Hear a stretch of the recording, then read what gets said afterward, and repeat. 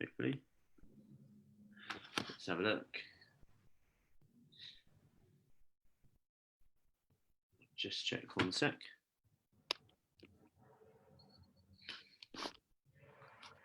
Perfect. Yeah, that's working now. I'll just double check. Yeah, perfect. That is all on that. Brilliant. So great. So I'm here with Caroline Quinton Smith from Calm Quiet Space. All about today is I wanted to get Caroline on to speak about meditation. Now, meditation is something that I'll be honest, I poo-pooed actually for a while. Not rather poo-pooed, rather just thought, you know what, I haven't really got time, probably won't work for me, too busy, I'm fine anyway. Kind of them reasons, if I'm honest, went kind of through my head. So since then, I have more embraced it. I am actually, it's something that I do daily now. What that is and how that looks might be completely different to what you think meditation is. And that's exactly why I've got Caroline in today. So Caroline, if you want to introduce yourself, what you do, how you do it, that'd be great. Hi everybody, Caroline Quinton Smith. I run Calm Quiet Space Mindfulness based in Great Bedwin. I also teach, well, pre-lockdown, I also taught in Newbury. And yeah, I run 8-week courses, introduction to mindfulness. I also run some weekend courses, and really just teach people what it's all about. And since lockdown, I've been running online courses, and in fact, that's worked really well. I've been running some for Matt on Monday evenings. So yeah, that's me. Yeah, perfect. So I've got a few questions that have come in from and been asked many times. You know, when I'm describing what we do in like the Kickstart program that we have, some of the ladies who ask, you know, what does it involve? I'll talk about kind of the food element, the fitness element, but also kind of the self-care element. And I'll say we also have live meditations, and some people kind of come at that from an angle of, oh, that's great. And other people who maybe are skeptical or just don't think it's for them might just completely write it off. But before we go into it, I just want to ask what you kind of say to this in terms of what meditation actually is, and what it isn't, because I think it's important to distinguish that. So what is meditation? Well, it's interesting because I teach mindfulness meditation. Meditation itself is a technique that an individual can do to focus their attention on something, whether it be the breath or the sounds or looking at a bird. It's to create awareness and to help us be more in the present moment. There's lots of different types of meditation, but what I teach is mindfulness meditation. I actually think that it almost should have another name, because I just think the word meditation, people just imagine, you know, someone omming and, you know, kind of cross-legged in an uncomfortable position, which you can sit cross-legged, that's fine, lots of people do. But for me, my meditation is a short practice of training my mind. Yeah. And we can, you know, I can elaborate on that, but that the actual practice of meditation, and it can be, there's lots of different meditations. We can have the meditation of the breath, meditation of the body. We can do loving kindness meditation,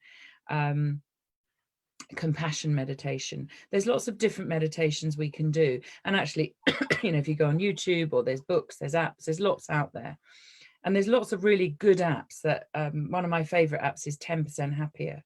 And it's just brilliant. And it makes it for sort of real for people. Yeah. Yeah. And I think the reason I kind of the meditation and asking, you know, yourself to do meditations for us too is around kind of how the research has grown behind it as well, from like a scientific point of view. Yeah.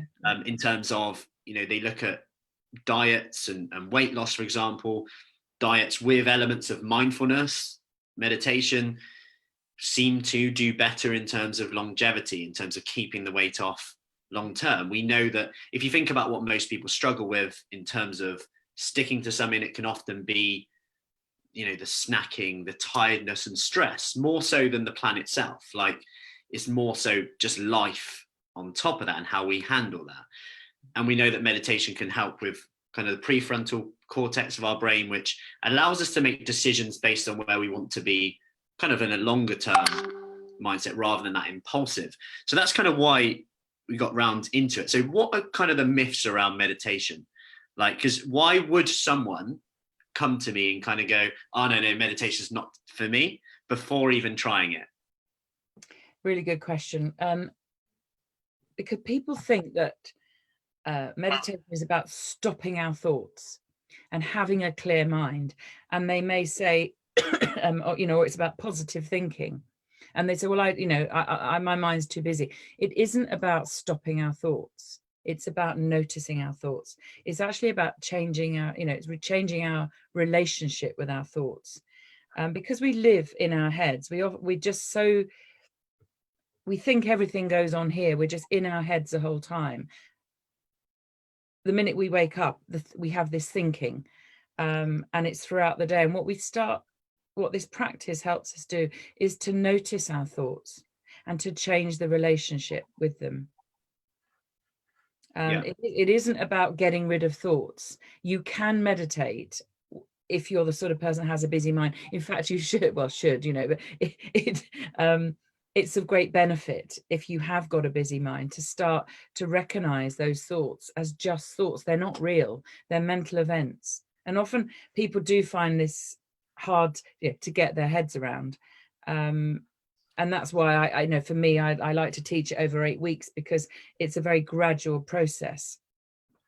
And the going back to actually your first question about what meditation is, it's this retraining of the brain. So we come to you to exercise our physical bodies, to strengthen our muscles. I will say that when you're lifting weights, or you're doing, your cans at the moment online, we are strengthening those muscles, and every day they get a little bit stronger. It's a very slow process. And meditation is the same. Imagine you're exercising your mindfulness muscle. Every day you do 1, 2, 3, whatever 5-minute meditation. Very slowly, you're retraining your brain. You're strengthening the mindfulness muscle. And what can someone look to get out of that? Like, so why would someone start doing it? And because it's a very hard thing to start sometimes, because I think it's sometimes, if we're stressed and busy, it's like another thing to add in, which seems quite, laborious. It seems like, I don't really have time to chuck this in on top. I'm tired. Why would someone want to do it? Obviously, I've discussed like the prefrontal cortex, the importance of stress and tiredness, and how actually meditation has been shown to kind of reverse that, as has sleep. And not to mention, I'm very coming at this from an angle of sleep a lot, just simply because if some of the ladies struggle with sleep, this can impact hunger, our motivation, and ultimately our energy, which dictates what we do anyway. That's kind of one of our biggest impacts. So I'm always interested from a point of view of, okay, if we can become a bit more well rested, this is going to be a good thing. But yeah, what are some of the benefits that you kind of see from it? Just going back to, why should someone do it? You have to want to do it. It's all very well you or I saying, you really, this will make a difference to your life, you should do it, blah, blah, blah, blah. You have to want to do it. And maybe want to try, and certainly give it a bit of time. So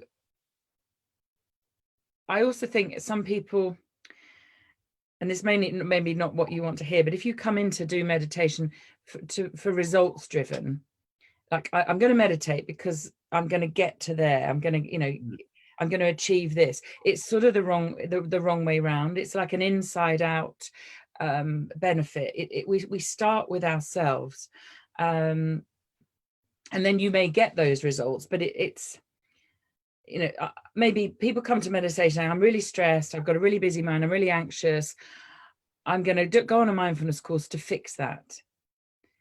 And I try and say to people to kind of forget about the results, just do the practice and then see what happens.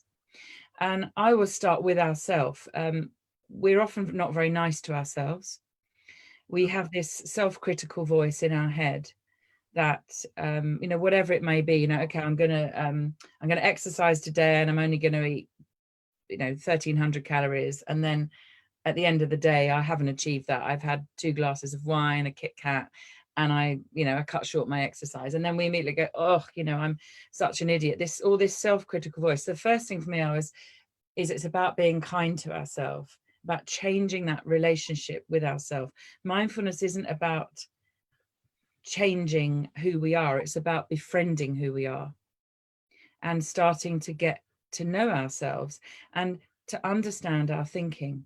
We start noticing that voice in our head, that self-critical voice, and changing that relationship. So one of the benefits is it can be calming that chattering mind, recognizing when we are chatting about a certain subject, going over and over it in our head, and actually asking ourselves the question, if we suddenly realize, we're totally fixated on something, going over and over, we've been thinking about it for days, and then we try and go to sleep at night, and it's going round and round in our head. I would say we're on a thought bus.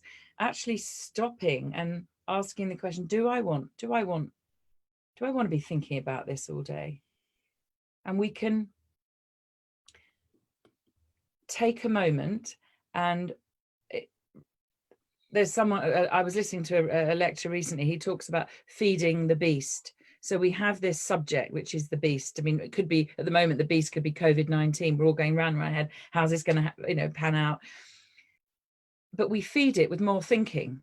We just keep thinking about it.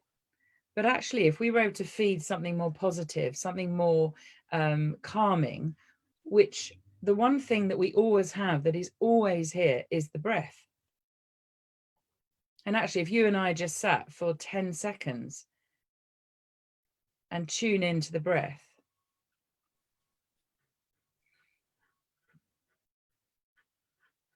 you can immediately feel calm. It stops that chattering. You just come, some teachers call it coming home. I always think it just sounds a bit, a bit twee, but actually we're just coming back to the body, back to ourselves. We always have the breath, we always have the body. So being able to take that moment, coming out of the thinking and coming to the breath, feeling the weight of the body on the chair, feeling the breath, that can be calming. And so we learn this skill to come out of the thinking head, and we can free ourselves from this constant chatter, this, monkey mind, this beast that goes on. We have the ability to be able to come out of the thought process, even if it's just for a really short period of time. Yeah, I think that's really powerful.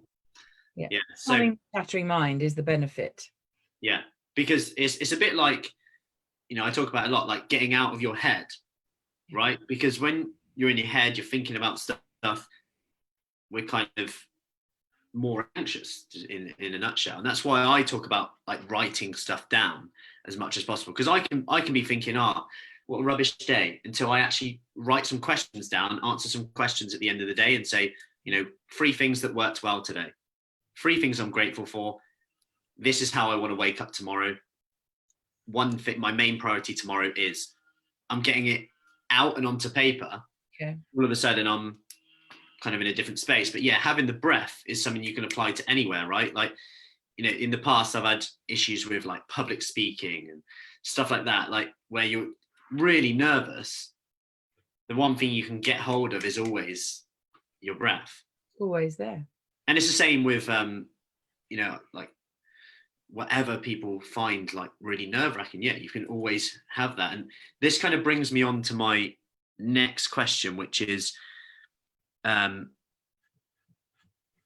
basically the obstacles to meditating in terms of how we do it, when we do it, where we do it. And to be more specific, if I go into some of these questions that I've had. So I've heard a good idea is to have a quiet space that you can go to at a similar time each day. So you're creating a habit and sending those messages to the brain. What's your views on that?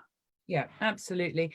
If you're able to, and some people, we always find excuses. Well, I haven't got a space. There isn't anywhere in my house that is quiet. But actually, I always say, if you're in your bedroom, if we're talking about ladies specifically, if they've got a dressing table, you could put a little candle on your dressing table with a box of matches, and that signifies, oh, that's where I'm going to do my meditation. Light the candle. So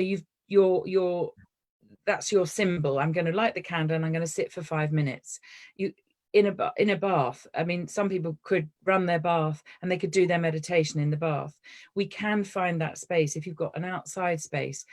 And even if there's people around, you can put your headphones on. We can find those spaces. Sitting on the bed, lying on the bed. Yeah, I think having your space, I mean, it doesn't mean it's not beneficial if you change that space, and it maybe your circumstances are that you have to move around.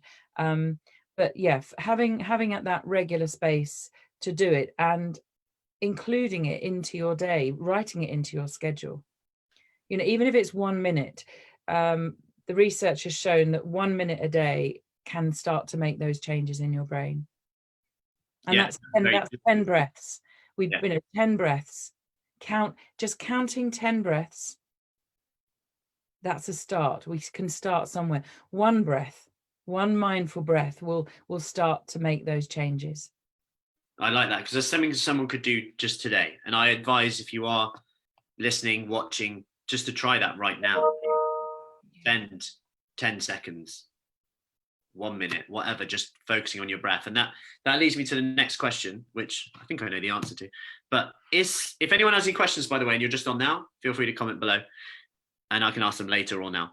Is sitting in a field, hill, or just a garden with your eyes closed, focusing on your breath or listening to the birds still meditation? So in other words, do you have to be guided, or is it still meditation to just sit in a field, hill, garden with your eyes shut, listening to birds? Yeah, absolutely. I always describe it as the formal meditation is when you go and either do a guided meditation, or you set your phone and you say, I'm going to meditate for 5 minutes, listening, feeling my breath, or whatever it might be. But informal is you can do it anytime. And I always say, just having a cup of coffee, holding the cup of coffee, smelling the coffee, tasting the coffee, just that first couple of sips of your coffee, that is being mindful, because you're paying attention to it. Sitting in a field, listening to the birds, even like here I'm in my office, and if I'm busy on my computer, if I just look up, I can look out now and I'm looking at the leaves just blowing right outside there, they're moving. If I focused on that just for 20 seconds, tuned into that is an informal or free range mindful practice. When you're going for your walk, as you say, sitting in a field, just looking around you, it doesn't have to be for very long, but you're tuning into that present moment experience, using your senses, your sense of smell, your sense of hearing, just hearing what's going around you, the sense of touch, feeling your body sitting on the grass, feeling the breeze in your face. All those things is being mindful. So yes, you can do it anywhere. Yeah, and I think that's a big obstacle, because a lot of the ladies will say to me, "Oh, I'd never do meditation," but they're actually kind of doing it anyway. Yeah. Right. So I guess one last question. Hey, Sandy. One last question would be, I often fall asleep when I meditate, so I can't do it. Now, I'm bringing this up because, one, this was the question I had, but two, I actually fall asleep. Yeah. But I actually see that as a good, almost, I look at it, I'll start off meditating. If halfway through I fall asleep, I see it as I probably needed it. And actually I wake up feeling great. But anyway, what's your opinion on that? Yeah. I think it's fine. And I mean, that shouldn't be a reason to stop meditating. A lot of people may want to do the body scan meditation to go to sleep at night, and that's fine. If you want to do this retraining the brain, then it's better to stay awake. So then you could choose to do a short meditation in the day where you're sitting upright. Maybe that's why often you see traditionally people uncomfortable in uncomfortable positions, because they don't fall asleep. If you try and sit cross-legged on the floor with your legs intertwined, you ain't going to fall asleep. so it just depends what you want to get from this. Yes, if you want to do a meditation, it makes you fall asleep. That is fine. It's better than not doing the meditation, but you could fit one in the day where you are going to maybe just 3 minutes, just tuning in to the breath, to sounds, to the body, whatever it may be. Maybe sit on the floor, to get that benefit of strengthening that mindfulness muscle. But certainly, if you just do your meditation and you fall asleep, that's fine.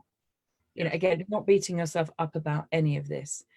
Remembering that, being kind to yourself, changing the way you speak to yourself. Yeah, and I think that is kind of the message in it all, isn't it, really? Yeah. And not to put the pressure on for it to be this perfect thing. Yeah. Because nothing is. Otherwise, we just put it off. And it's the same with exercise, same with diet, waiting for the perfect time, whenever that may be, without defining what perfect is. And I think I just want to wrap up with one last question. What would you say to someone trying to get started with meditation today, didn't know where to start? What would you tell them to do? One mindful breath. And what does it look like? It looks like this. That's it. It's done. Tune in to one mindful breath. When you are focusing on your breath, you can't be going into the thinking. And I always say this, if people say, I can't meditate, why they think they can't meditate is because they're thinking they can't meditate. There's always something else to do. But I've probably done this before in the classes. If we sit and right now, Matt, right now, this second, do we have a problem? Right now, is there a problem? No, there isn't. Because I've just asked you a question. I'm looking at you. You're looking at me. We're here right now. There's no problem. The minute we log off here, I'm going to go and do that. There's a problem. I find something, my husband's left his breakfast bowl on the table. It's a problem. Yeah. But actually we create the problems in our minds. And so what I just start with 1 or 2 mindful breaths, maybe stretch it and have 10 mindful breaths, which is just tuning in to the present moment. And it's simple. We make it complicated by thinking. Yeah. Cool. No, I like that. Perfect. So where can people find out more about you, Caroline? Well, I have a website, calmquietspace.co.uk. Also, my Calm Quiet Space Facebook page. At the moment, during lockdown, every Friday morning at 8 o'clock, I'm doing a live meditation, really short. I chat for about a minute, then we do a 10-minute meditation, and I always finish with a poem. So people can start there. You can also get it on catch up. And obviously, I run my classes, but there are some really good apps out there. Websites, YouTube, books, there's so much. Or drop me an email, send me a message. You can find me through Matt, but perfect. Everybody with it. Yeah, no, that's great. That's really helpful, and it's given a good place to start, actually, which is always, because obviously we do our meditations that you come in and do on a Monday every fortnight, so she'll be this Monday, and for some people to start with that, they can sometimes feel like, oh, what's it involved? I think it's a good, hopefully this will give someone a good kind of indication of how to get started and make it really simple and get something out of it for them. Perfect. Thank you for that, Caroline. Thanks for asking me. Anyone found that helpful? If anyone has any other questions, just comment or send me a message or send Caroline a message, and we'll see if we can help from there. Brilliant. Have a good day. Thank you. See you, Caroline. Bye. Bye. See ya.